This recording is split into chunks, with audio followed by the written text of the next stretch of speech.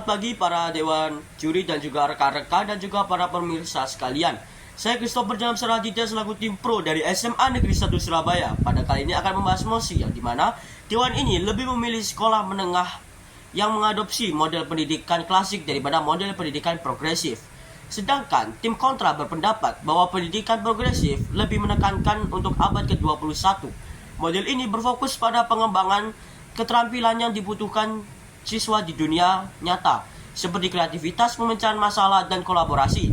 Siswa didorong untuk mengambil alternatif dan juga inisiatif dan belajar mandiri yang membuat mereka siap menghadapi dunia nyata yang dinamis.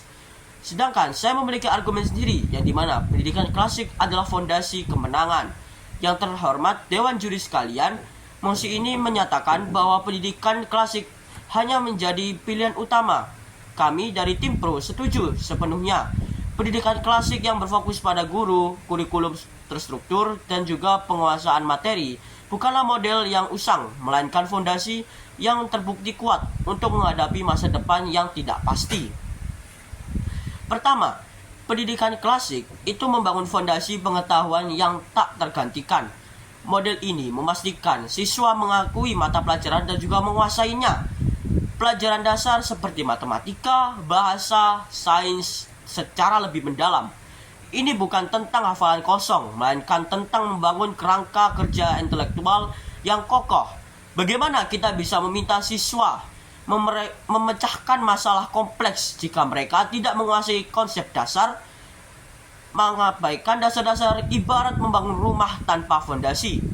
Faktanya membuktikan bahwa negara-negara dengan sistem pendidikan yang kuat dan terstruktur seperti Finlandia secara konsisten menempati peringkat atas dalam survei internasional PISA atau Program for International Student Assessment.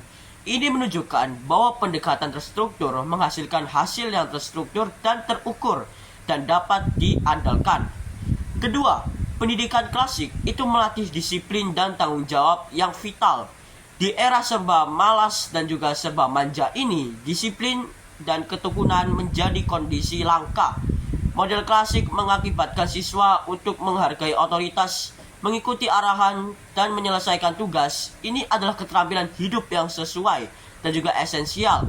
Sebuah studi dari Universitas Stanford menemukan bahwa kemampuan menunda keputusan atau delay gratification berkorelasi kuat dengan kesukaan di masa depan.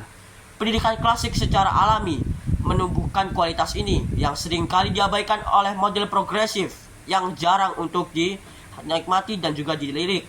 Siswa belajar bahwa kerja keras dan ketekunan adalah kunci untuk mencapai tujuan, bukan hanya melekat minat sesaat. Ketiga, pendidikan klasik adalah cara paling efektif untuk menyediakan pendidikan berkualitas bagi semua siswa. Model ini tidak memerlukan investasi besar pada teknologi atau fasilitas canggih. Sebuah sekolah bisa beroperasi secara efektif dengan guru yang kompeten dan buku teks yang relevan. Ini adalah model yang demokratis dan inklusif. Di Indonesia, di mana fasilitas pendidikan sangat bervariasi, model klasik memastikan bahwa setiap siswa dari Sabang sampai Merauke memiliki kesempatan yang sama untuk mendapatkan pendidikan dasar yang berkualitas. Mereka adopsi pendidikan progresif secara luas bisa menciptakan kesenjangan digital dan infrastruktur yang lebih dalam antara sekolah-sekolah di kota besar dan di dalam daerah terpencil.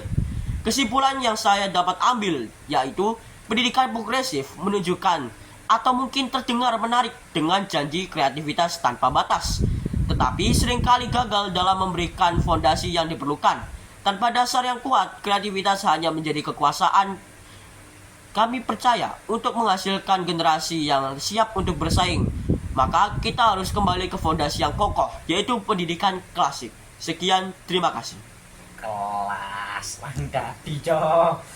4 menit.